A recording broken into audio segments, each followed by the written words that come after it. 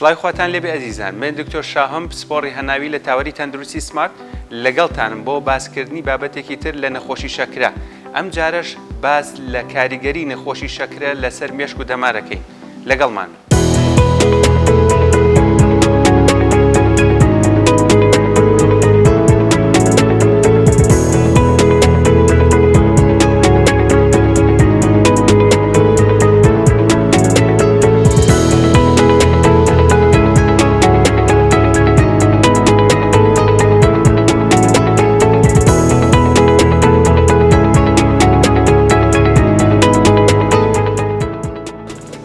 جارێکی تر سڵاو، وەک بەڵێنمان دابوو لە سەرەتای بەرنامەکەیە ئەم جارە باس لە کاریگەری نەخۆشی شەکرە لەسەر مێشک و دەمار بکەین. بۆ ئەم مەبەستە میوانداری زۆر بەڕێز دکتۆر شوان ئەبوبەکرمان کردووە کە بەڕێزیان هەڵگری بڕوانامەی دکتۆران لە وڵاتی ئەڵمانیا لە بواری مێشک و دەمار. کاکتۆر سڵاوت لێبێ. سڵاو لە ئێوە، سڵاو بۆم دەرفەتە کاکتۆر. کاکتۆر جەڵتەی مێشک چییە؟ بەنسبەت جەڵتەی مێشکەوە بریتە لە نەچوونی خوێن بۆ بەشێکی مێشک کە بەم هۆیشەوە بێتە هۆی کتوب پڕدەستپێکردنی هەندێک نیشانە کە پێویستن بەو بەشەی مێشکەوە کە خوێنی بۆ ناچێت. کەواتە ئەتوانین هەندێک لە نیشانەکانی نەخۆشی جەڵتەی مێشکمان بۆ باس بکەیت؟ بەڵێ، خۆی نیشانەکان یەکەم شت ئەوەیە کە لە کتوبڕا دەست پێ ئەکات، یعنی دەست پێ ئەکات و نیشانەکان بریتین لەوەی کە لەوانەیە نەخۆشەکە لایەکی ئیژ ناکات، لە پڕا لایەکی ئیژ ناکات، یان لایەکی سڕە بێت، یا خودت قسەکردنی لە کارەکەوێت، یان هەنجا بە تێکەڵ و پێکەڵی قساکەن. ئەمە باوترین نیشانەکان، بەس ئەکرێ نیشانەی تریشی هەبێ وەکو سەرگەشت خواردن، وەکو لە هۆشخۆچوون و ئەمانە. بەڵام ئەوەی کە گرنگ بێت کتوب پڕدەستپێکردنی نیشانەکان. بەڵێ، نیشانەکان کەواتە نیشانەکان بەپێی ئەو شوێنەی مێشک کە زەبرەکەی بەرکەوتووە کە شوێنی باش بۆ ناچێت ئەگۆڕێت. بەدڵنیایەوە. ئێمە بابەتەکەمان زیاتر تەرکیزمان خستۆتە سەر نەخۆشی شەکرە لەسەر مێشک و دەمار. ئایا نەخۆشی شەکرە ڕێژەی توشبوون بە جەڵتەی مێشک زیاد دەکات؟ بەدڵنیایەوە شەکرێکێکە لەو هۆکارانەی یان بڵێن ئەو هۆکار ڕاستەوخوانەی کە ئەگەری توژبوون بە جەڵتەی مێشک زیادەکات. بە تایبەتی ئەگەرێکی زەختیشی هەبێ ئەو هێندە زیاترە بێت لەگەڵیا، یان ئەگەر مەسەن کەسێک جگەرە کێش بیان هەندێک نەخۆشیکی هەبێت لەگەڵ شەکرە ئەوەندەی کە زیادەکات. بەڵام خۆی شەکرە بە تەنیاژێکێکە لە هۆکارە ڕاستەوخۆکان کەواکە توشبوون بە جەڵتەی مێشک زیاد بکات.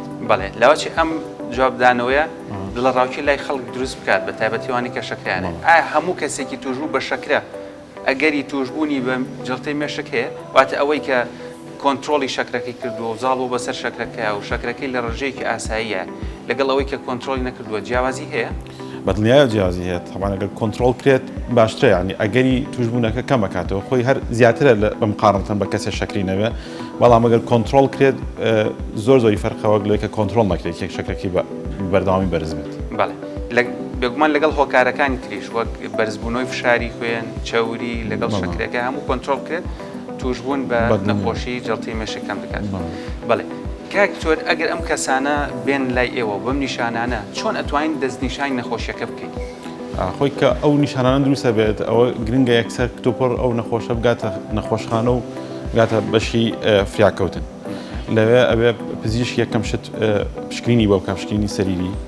ئەنجا دوای ئەوە کە پێویستی کرد ئەبێ سیتیسکانی مێشکی بۆ بکرێت دەست بەجێ، یعنی هەمووی لە ماوەی ئەبێ نیو سەعات بۆ سەعاتێکە ئەم شتانە هەمووی بکرێت سیتیسکانی سەر و دوای ئەوە بەپی ئەوە چارەسەر دەکرێت. ئەگەر هاتوو لە ماوەی 4 سەعات و نیو یەکەما بێت ئەکرێت هەندێک دەرمانێکەیە کە بۆ ڕوونکردنەوەی خوێنە ئەکرێت دەست بەجێ بدرێتەوە ئەو نەخۆشە ڕزگار کرێت لەو جەڵدەیە و لەوەی کە لایەکی وشک بێت. باشە، چه ئامۆژگاریەکت هەیە بۆ کەسانەی کە شەکران هەیە بۆ ئەوەی کە توشبوون بە نەخۆشی جەڵتەی مێشک کەم بکاتەوە؟ ئەو نەخۆشانە پێویستە یەکەم ئەو هیچ شەکرەکانە بێ زۆر باش کۆنتترۆل بێت. دوێمان ئەبێ شتەکانی کە وەکو وتمان زەخت، چەوری یان نەخۆشی دڵ ئەبێ ئەمانە بە بەردەوامی لەژێر سەرپەرشتی پزیشکی پسپۆڕا بێت و کۆنتترۆل کرێت و هەروەها وەرزشکردنی بەردەوام، وەرزشکردنێکێکە لە شتە گرنگەکان کە ئەویش ڕێژەی توشبوون بە جەڵتەی مێشک کەم ئەکاتەوانێ. لەوەچێ لە بابەتەکەی خۆشمان دەرچین مادەم هەر باسی وەرزش چ وەرزشکردنێک ینی سوودێکی باشی ئەبێت بۆ ئەو کەسانەی کە شەکریان هەیە بۆی کە تووشی نەخۆشی مێشک نەبن.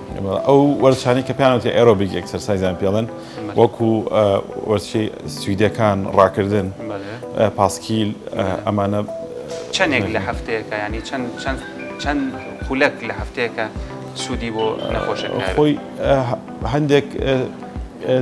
هەندێک ڕسێ چەند ئەڵێن کە لە هەفتەیەکە 150 سەعات کافێ بەڵام 150 دقه بەڵێ 150 دقەیە لە تەواوی هەفتەکە ئەین تۆ توانین دابەشی کە توانین ڕۆژی نیو سەعات بۆ سەعاتێک وەرزش بکاتە ئەو نەخۆشە بەسن. زۆر سپاس کاکتۆر بۆ دەرفەتەی بێمت بەخشی. سپاس بۆ ئێوەش کە بینەرمان بوون تا ئەم کاتە بە هیوای ئەوەی سوودێکمان پێگەاندن. خواتان لەگەڵ.